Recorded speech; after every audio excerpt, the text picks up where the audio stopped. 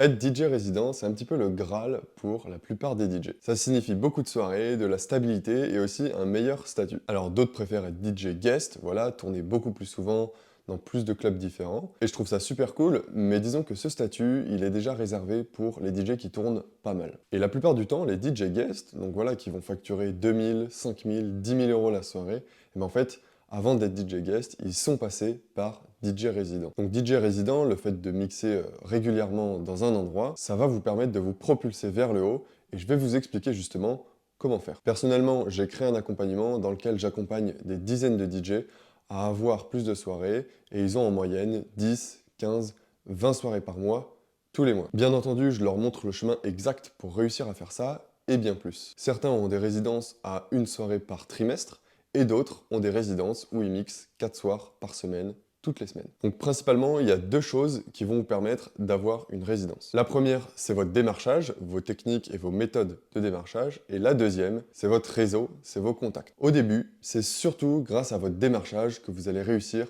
à avoir plus de soirées et décrocher une résidence. Ça passe par ce que vous faites pour avoir plus de soirées, comment vous faites pour vous vendre. Normalement, avec ça, vous pouvez déjà aller très loin. Vous pouvez déjà avoir plusieurs résidences sans aucun souci dans des endroits déjà assez gros. Donc si vous le faites bien, normalement, ça devrait suffire. Et au bout d'un moment, peut-être dans des lieux plus importants, plus prestigieux, vous allez vous rendre compte que c'est un petit peu compliqué, comme si vous atteigniez un certain plafond de verre. Voilà, vous allez réussir à mixer une fois de temps en temps dans des gros établissements, mais pas assez régulièrement. Et c'est là que les contacts vont vous aider à passer à l'étape supérieure. Et justement, j'ai prévu une vidéo sur le réseautage DJ, comment faire pour créer et élargir son réseau et ses contacts en tant que DJ, et elle sort la semaine prochaine sur cette chaîne. Parce que oui, le réseau, les contacts, c'est pas quelque chose qui tombe du ciel, c'est comme le reste, c'est une compétence qui se travaille. Surtout qu'à ce moment-là, quand vous allez commencer à avoir plus de contacts, un meilleur réseau, bah en fait, ce premier point, donc les techniques de démarchage, ça devient encore plus important parce que ça doit être vraiment impeccable. Donc pour revenir sur le point central, le plus important, c'est d'avoir de solides techniques de démarchage. Des techniques qui ont déjà fait leurs preuves, comme pour moi ou pour mes élèves. Donc si vous voulez aller plus vite, je vous invite à cliquer sur le lien en description pour réussir à avoir 10, 15, 20 soirées par mois tous les mois et aussi décrocher vos premières résidences. Si on revient aux techniques de démarchage, le plus important, c'est de réussir à avoir sa première soirée. Quand je dis première soirée, c'est pas la première soirée dans laquelle vous allez mixer,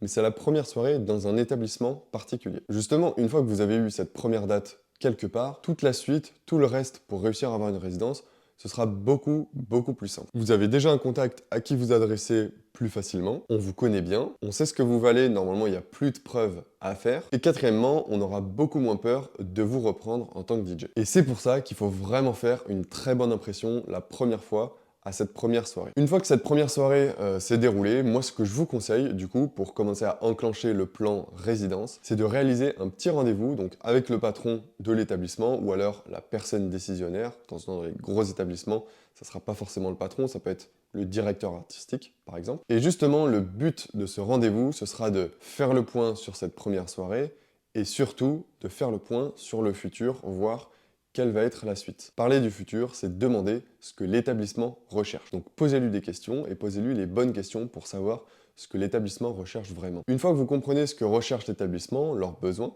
et ben moi ce que je vous conseille, c'est d'expliquer que vous êtes à la recherche d'une résidence sur le long terme, quelque chose de vraiment professionnel, et d'adapter votre discours en fonction de ce qu'on vous aura dit juste avant. Le but de cet entretien, c'est de montrer que vous êtes une personne fiable, professionnel, sur qui on peut compter, et tout ça sur la durée. Et donc le plus important, et souvent c'est le plus difficile, en tout cas quand on sait pas faire, c'est de réussir à avoir cette toute première soirée. Et donc pour avoir justement cette fameuse première soirée, bah, je vous laisserai aller parcourir cette chaîne pour aller regarder les vidéos que j'ai déjà faites à ce sujet, mais si vous voulez aller plus loin, plus vite, plus rapidement, être accompagné, je vous laisse cliquer sur le lien en description pour regarder la vidéo que j'ai faite à ce sujet, pour apprendre à avoir 10, 15, 20 soirées par mois tous les mois et réussir à avoir vos premières résidences.